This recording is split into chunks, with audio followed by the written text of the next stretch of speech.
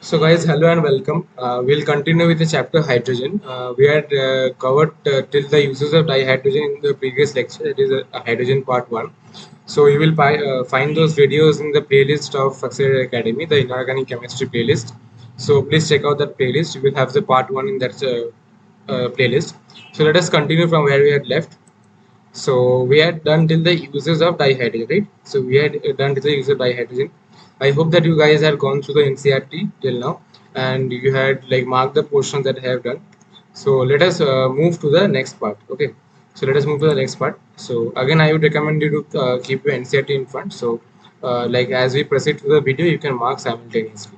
So let us come to the next one, the hydrides. Okay, so questions generally come from there. I'll mark this as important because questions come from this. So what are the three types of hydrides and distinguish between them? Okay, this is important. So dihydrogen under certain reaction conditions combines with almost all elements except noble gases, okay, to form binary compounds. So let's go through, and these binary compounds are called hydrides. So dihydrogen under certain reaction conditions reacts with almost all elements except noble gas to form hydrides, because we know that noble gas is unreactive in nature or non-reactive in nature.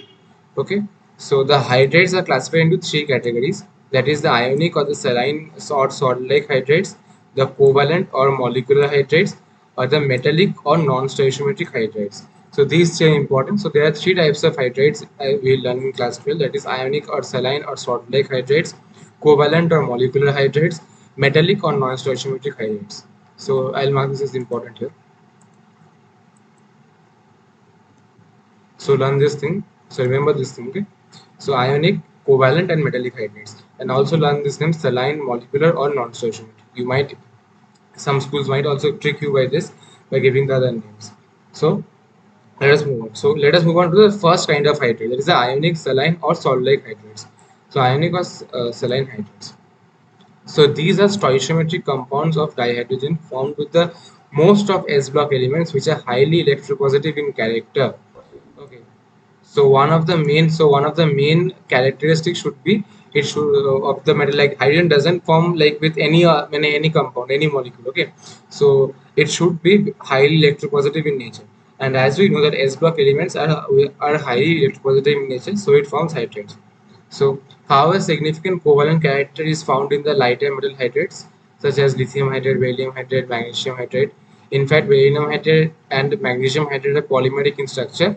So you will find these things in the S block. Okay, so you will find this fact in the S block. Okay, beryllium hydrate and magnesium hydrate are polymeric in structure.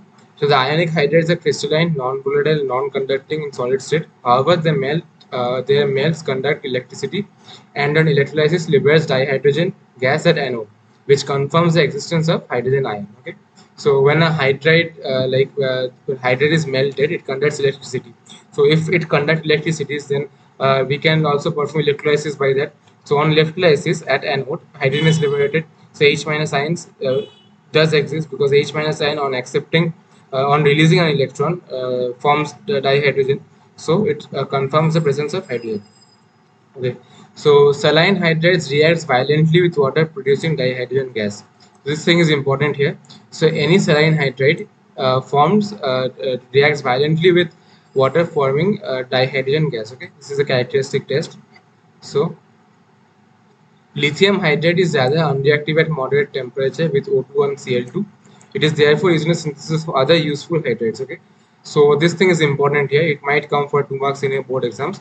So lithium hydride is unreactive at moderate temperature, so it is used in the synthesis of other hydrates. So, for example, lithium LiLH4. Okay, so it's lithium hydride. We use lithium hydride here. Okay, we use lithium hydride with aluminum chloride Al2Cl3 and form LiLH4 plus LiCl, because this is also hydride. Okay, so lithium LiLH4 is also hydride, and it is synthesized from yet another hydride, that is lithium hydride. Okay, so lithium hydride is used in the synthesis of lithium aluminum hydride. Okay, so this is the thing. And lithium LiBH4. Okay, this is also an hydride, and this hydride, since it is contains hydrogen, so it is a hydride.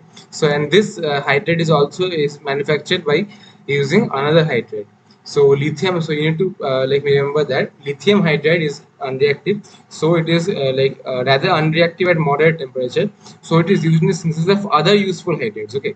For example, lithium aluminum hydride is prepared from lithium hydride. LiBH4 is also prepared from lithium hydride. So you need to remember this thing. This thing is important here. Okay, so what do you need to remember from this thing is that, so there are three kind of hydrates. So learn these three types of hydrates. So coming to the first type of hydrates, ionic or saline hydrates.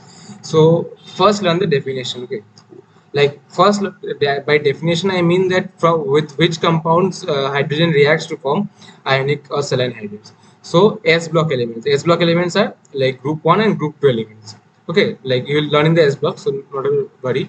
So with the s block element, that is the outermost shell has 1s1 or one like ns1 or ns2. So with these elements hydrogen forms ionic hydrate. So ionic hydrates with s block elements. Okay, so you learn the s block and lithium, beryllium, and other compounds. Okay, sodium, potassium, and all that. So, so ionic with s block elements, done. So since s block elements, so you will find that BeH2 and MgH2 are polymeric in structure. Done. And now, their melts conduct electricity, and hydrolysis yields hydrogen ion gas at anode. So it confirms the presence of H minus ion. So saline, you need to saline hydrates or ionic hydrates, since it is formed of S block elements. So it forms violently with reacts violently with water to give dihydrogen gas. So one of the important exceptions in this case is that lithium hydride. Lithium hydride is rather unreactive in nature, so it is used in the manufacture like synthesis of other halides, other hydrides such as lithium aluminum hydride and LiBH4. Okay, so remember this. I have summed it up for you. So now comes to the second type of halide, that is a covalent or molecular hydride. So okay, so let us come. Yeah. So this covalent or molecular hydrides has three classifications. That's electron deficient hydride, electron precise hydride, and electron rich hydride. Okay. So one is electron precise, that is exact number of electrons. One is electron deficient, and one is electron rich. So electron precise, electron deficient, and electron rich. Done. This comes under covalent or molecular hydrides. Okay, so let us learn. Okay, so dihydrogen forms molecular compounds with most of the p block elements. So like this covalent or molecular hydrides, or the three categories that come under this, are consist of all the elements of p block, like mainly the p block elements. So covalent, so ionic consisted of s block elements, ionic hydrates. Now covalent hydrates consisted of p block elements. Okay, remember this thing. So most familiar compounds are CH4, NH3, H2, and HF. So learn some examples too. These are covalent or molecular hydrates. So why covalent? Because hydrogen forms covalent bond, right? So carbon is a non-metal, so it forms a covalent bond with hydrogen. So this is the thing. So just go through this. These are the type mark the important portions. So covalent or molecular hydrates consist of p block elements. Learn few examples from this. There is methane, ammonia, water, hermaphrodite, etc. And under covalent hydrates comes three kind of hydrates. That is electron deficient, electron precise, and electron rich. So let us come to the first kind, first subcategory. That is electron deficient hydrides. As the name suggests, has too few electrons for writing its conventional Lewis structure. Okay. So as the name says, it's electron deficient. And deficient means it's less in electron. So since due to the shortage of electrons, it becomes difficult to write the conventional Lewis structure. For example, diborane. So diborane B2H6 is an example of electron deficient hydride. So in fact, all the elements of group 13 will form electron deficient compounds. Okay, so yeah, like we knew that like in ionic we had s block element, in covalent we are having p block elements. So what in p block we start with group 13, right? P block starts with group 13. So in case of group 13 elements, p block starts with group 13. So electron deficient hydrates consist of group 13 elements that belongs to p block. Yeah, so remember this thing. This is the important point. So what do you expect from the behavior? They act as Lewis acids, that is electron acceptors. So as the name says, it's electron deficient, so it will try to accept electrons and become stable. So since it is deficient, it will try to accept electrons. So these are electron acceptors. So I've highlighted the key words here. So electron deficient, as the name suggests, is a deficient electron. Example is diborane. It consists of group 13 elements. So boron is a group 13 element. So group 13 belongs to p block, so it's matching with the data that we have learned earlier, that covalent hydrates consist of group 13 elements. So it's done, p block elements. So since it is deficient, it will act as electron acceptor and become stable, right? So electron precise have the required number of electrons to write the conventional Lewis structure. So as the name says, electron precise. Precise means is absolutely correct. So electron precise compounds have the required number of electrons to write the conventional Lewis structure. So it's neither more, it's neither less. It's absolutely precise and to the point. Okay. So all elements of group 14 form such compounds. Example CH4, which are tetrahedral in geometry. Right? So yeah, so electron precise, so it has exact number of electrons, so it will neither gain or nor release anything. So earlier electron deficient compounds consisted of group 13 elements. Now this electron precise consisted of group 14 elements. Okay, group 14 consists of p block elements, so group 14 elements here. So we have done with it. Now comes the third subcategory, that is electron rich hydrides. So I have excess of electrons which are present as lone pairs. Okay. So yeah, so as the name says, electron rich. So it's rich in electrons. So you have excess of electrons. So there are excess electrons in the Lewis structure. So elements of group 15 and 15 to 17 form such compounds. Yeah, this is important. So elements of group 15 to 17 form such compounds. So earlier the first subcategory, the electron deficient, was 13. Electron precise is for group 14, and electron rich is 15 to 17. Okay, this is done. So they will behave as Lewis base, that is electron donor. So since it is rich in electrons, it will tend to lose out electrons and become stable. So these are electron donors. Okay. So the presence of lone pairs on highly electronegative atoms like nitrogen, oxygen, and fluorine in hydrides result in the hydrogen bond formation between the molecules. Right? Yeah. So like since group 7, like for example group 17 elements are highly electronegative, so presence of hydrogen presence of lone pairs on electronegative atoms like nitrogen, oxygen, and chlorine results in the hydrogen bond formation between the molecules. So it tends to associate, right? So you learned it in organic chemistry more, the association of molecules, or in physical chemistry, the first chapter we learn. So up to now, so you need to learn that due to presence of lone pairs on electronegative atoms, it forms hydrogen bonds between the molecules, and this leads to the association of molecules. Okay, so you will mainly learn it in organic chemistry. So don't worry. This is the thing. So let me sum up this thing. So there are three kinds of hydrates. That is the ionic hydrate, second is the covalent hydrate, and third is the metallic or non-stoichiometric hydrates. So till now, ionic hydrates consist of group S block elements. Done. Covalent hydrates consist of P block elements. Covalent hydrates consist of three subclasses. That is electron deficient, which contains group 13 elements. Second thing is electron precise, which contains exactly the number of electrons. It consists of group 14 elements, and there are some third class subcategory is electron rich hydrates. So electron rich hydrates consists of group 15 to 17 elements which have excess of electrons, and they hence act as electron donors since they have excess of electrons. And in electron rich hydrates, because there is presence excess of electrons, it forms lone pair, and lone pair present on a highly electronegative atom leads to the formation of hydrogen bond between molecules. So since due to the formation of hydrogen bond, association of molecules takes place, like association of molecules. Okay, so let us move on. I hope that you are clear with it. I have summed it up many times. So if you don't understand till now, then please feel to contact us, and we'll again like make a summary for you guys, and like just jot down the points. So and again go through NCERT first. So let us move on. Okay, so for the CBSE people, these NCERT questions are very important. So important, I'll just put a mark for CBSE people. Important for CBSE.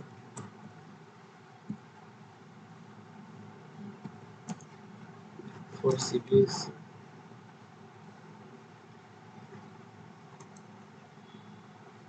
This is important. Just go through the solution.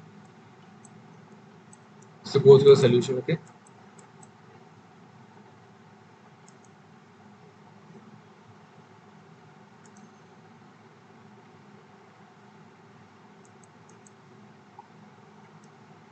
solution is important in this case.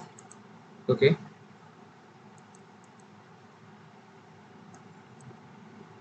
So let us move on to the third kind of hydride, that is metallic or non-stoichiometric or interstitial halides. Hydride, sorry. So it is mostly known by the name interstitial hydrides. Okay. So let us see. This is like a tough concept to learn here because you didn't learn about the lanthanides and the actinides till now. So let us see. Let us understand how much that you can understand. So they are formed by many D block and F block elements. However, the metals of group 7, 8 and 9 do not form any hydrides. So this is very important here, right? I'll put a mark here.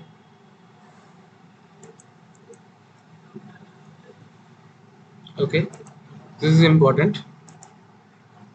So these are formed by many D and F block elements. So the first was S block, covalent was P block, and now it is D and F block elements. Okay. So however, the group 7, 8 and 9 do not form any hydrides. So you might encounter a question in the exam. They will give you four compounds, four hydrides, and you will they will ask you which is not possible. So for that, for answering those questions very easily, you need to remember the entire periodic table. You need to remember the entire periodic table step by step from all the groups and all the periods. So you can do that. And since you didn't learn D and F block elements or the actinides and the lanthanides, so it will become a bit difficult for you. Like क्या बोल रहा है भाई, क्या सब बोल रहा है? ऐसा नहीं है कि सब सब कुछ तुमको मतलब पढ़ोगे बाद में, पर अभी के लिए रट्टा मार लो. So, so even from the group 6, only chromium forms hydride. This is important. This is very important. Like they will ask you in the exam, the name the compound from group 6 that forms chromium. I'll give four options. You need to answer. So even this question generally came like it comes in the exam. So even from group 6, only chromium forms hydrides. Okay. So group 7, 8, and 9 do not form hydrides, and in group 6 only chromium form hydrides. Remember this exception, right?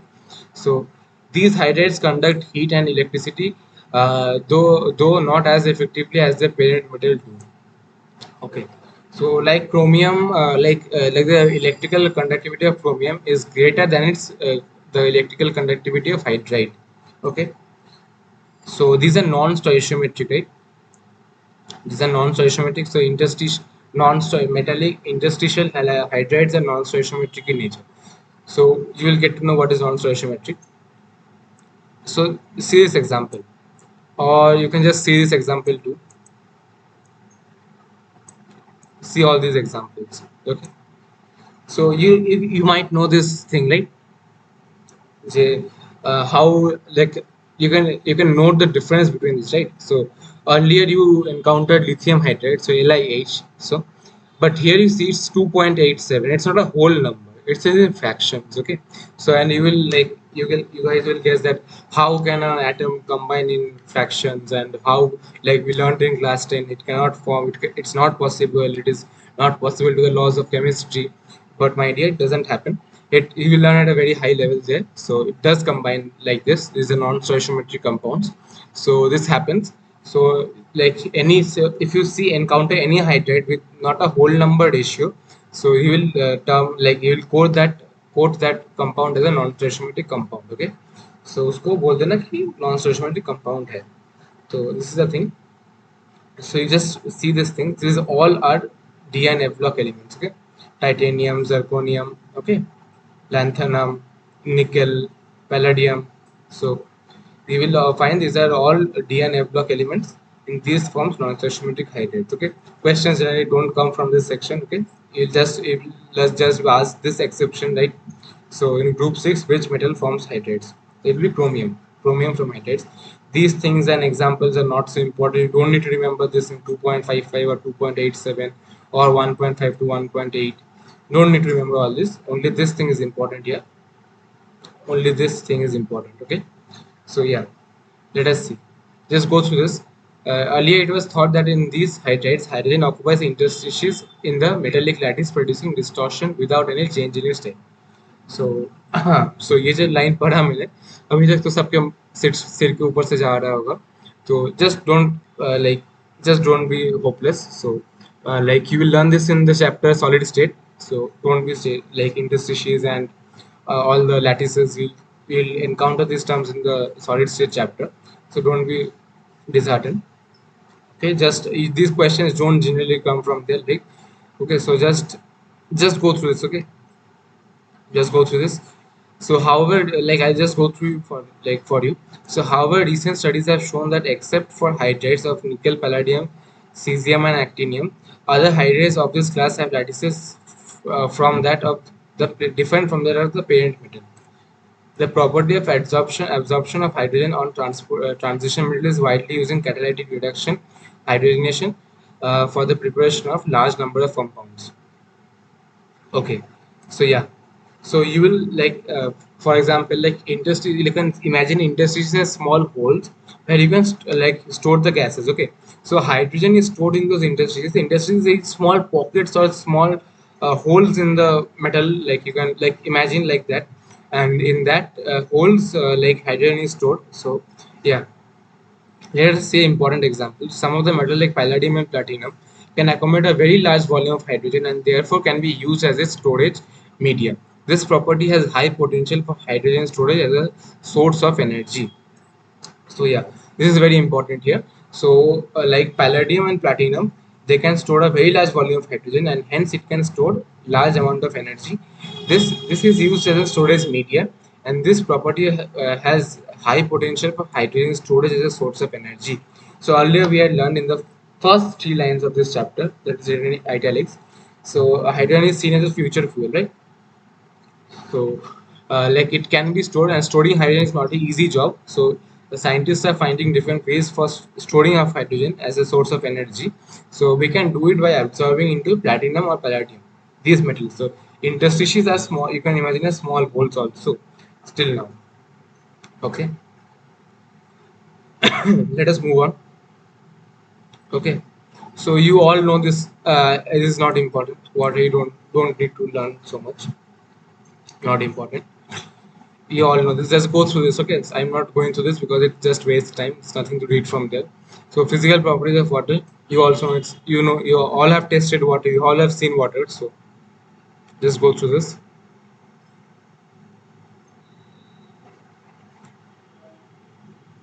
Just go through this. There's nothing much in this thing. Yeah, yeah, like questions don't come, not important. I just put a mark in, it's not important. Like, I haven't seen in the 40 years coming questions from water, like from this section. Not important. Okay, so let us move on. Let us move on. The important parts, because we have many important parts coming up. So, yeah, structure of water. This is important. This came in neat. I just mark this thing.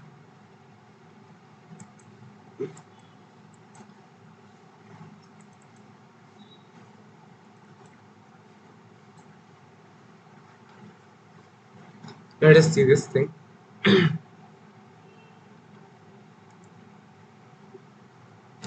Sorry guys, I guess there's having some problem here. Not important. Yeah. Neat. Okay. I guess that we are having some problem here. So let us close it this here. Sorry guys, I don't know what's happening right now. Um, yeah, let's move on. Let's move on until this issue gets solved. Let's move on. Let's until this issue gets solved. So in gas phase, so in gaseous phase, water is in a bent molecule with a bond angle of 104.5. You need to remember this entire line. So in gas phase, the gas phase water is present in a bent molecule with a bond angle of 104.5 degree, and OH bond length of, you don't need to remember that OH bond length. Okay, so in gaseous phase, it is formed in it is found in a, so in gaseous form, it is found in a bent molecule with a bond angle of 104.5 degree. Just remember this thing. Okay, just remember this thing, and just see this thing. Okay, so since hydrogen is electropositive in nature, delta plus charge is there, and two delta minus charges on the oxygen. So its bond angle is 104.5, and it is formed. It is present in a bent V shape. It's formed in a bent V shape. Okay. Okay. So let us go.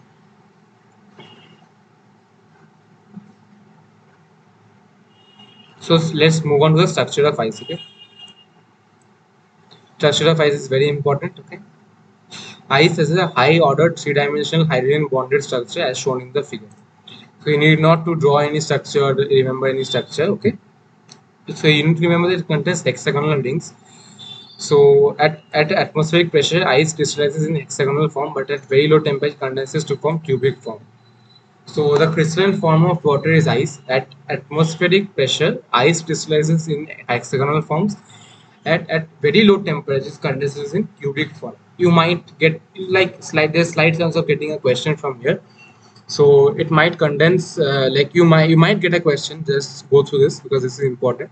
Once I saw a question in JE from this portion. So at atmospheric pressure, ice condenses in the form of hexagonal rings, and at very low temperature, it condenses to form cubic form, right? So the X-ray crystallization shows that each oxygen atom is surrounded tetrahedrally by four other oxygen atoms. So you need to remember. So in case of ice, after we did X-ray of the ice crystal, we see that each oxygen atom is surrounded tetrahedrally by four other oxygen atoms. Okay, so one oxygen atom is tetrahedrally surrounded by four other oxygen atoms, right? Right.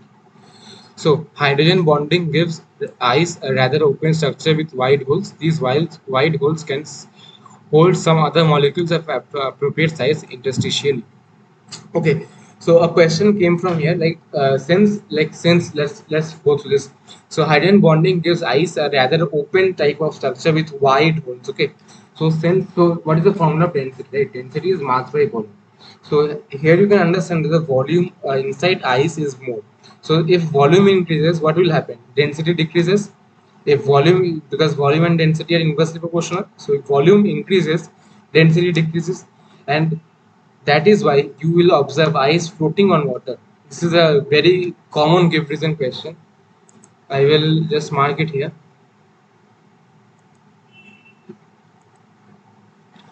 Why ice floats on water?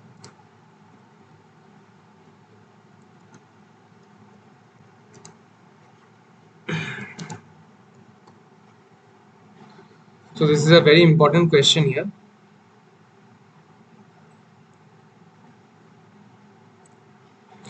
This is a very important question here. So the answer would be that since hydrogen, so first for answering this question, you need to first answer that first ice has a highly ordered three-dimensional structure, hydrogen bonded structure. This will be your first point. Okay. The second point will be after X-ray analysis, we see that each oxygen atom is literally bonded to four other oxygen atoms. So now the third point will be hydrogen bonding gives ice a rather open structure, so volume increases. So since volume increases, the density decreases, and since density decreases, it becomes less than the density of water. And by the basic laws of physics, we know that if the density of a particle is less than density of water, it will float on water. So this is the entire give reason for you. Okay. So now comes the chemical properties of water. Okay. Nothing important from you. Okay, let us move on. Like hydrogen and hard and soft water is the most important part from this chapter. Question, most important part.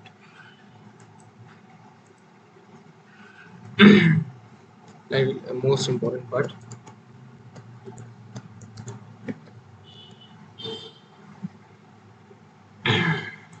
So this is the most important part. Hard and soft water is the most important part. Okay, so these things are not important.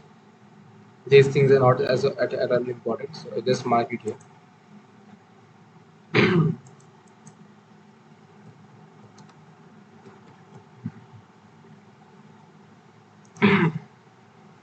If you wish, you can go through these parts, okay, for your own knowledge. But these things are not important. These are not at all relevant for the exams. Never, like in JE 40 years I have solved, never a question came from this part. So no need not to worry. These are basic things you all have learned in the redox reaction in class 11 also. or in class 10 also you have learned these things in the redox reaction, so you all know questions don't come. Okay, let us move on. This is the most important part, so like pay your full attention to this part and try to memorize the things from the video itself. I'll be covering this with my utmost dedication. So let's move on. So rainwater is almost pure. It may contain some dissolved gases from the atmosphere. So being a good solvent, when it flows on the surface of Earth, it dissolves many salts.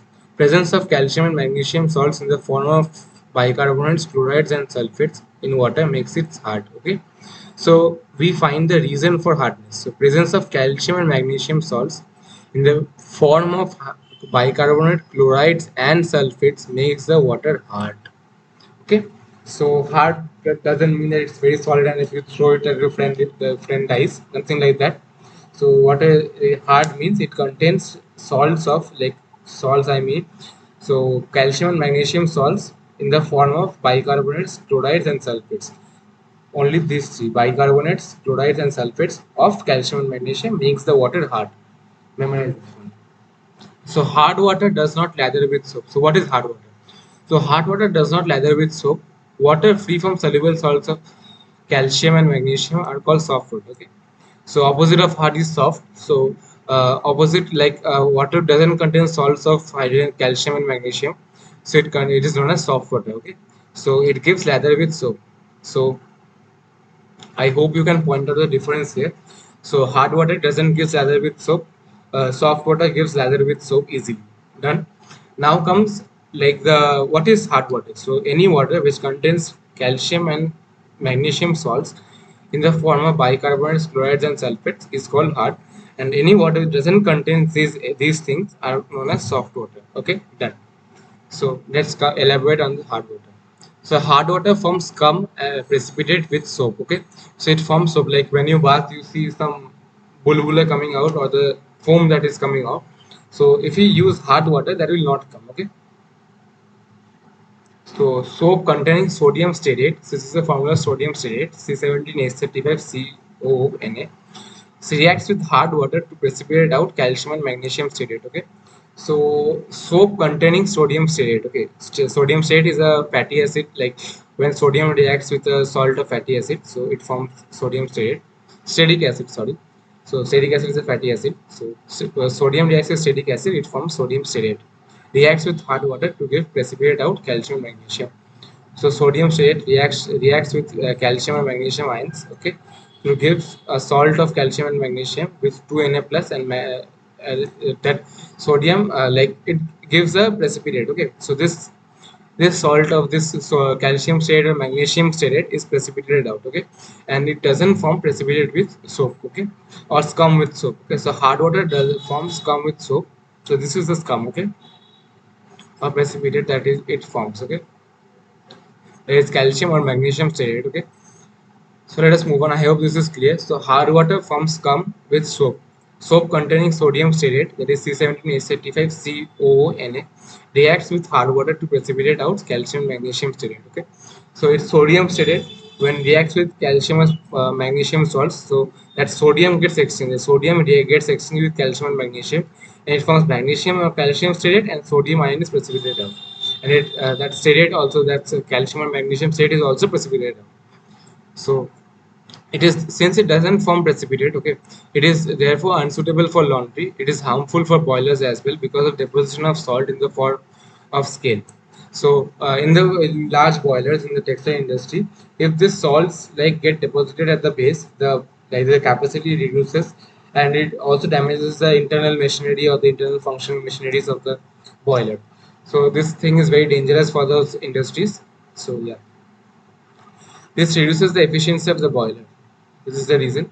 So it is absolutely hated by the laundry industry. They use soft water and they try to avoid hard water as much as possible. Okay. So the hardness of water is of two types. Okay. So the hardness of water is of two types. There is temporary hardness and permanent hardness. Okay.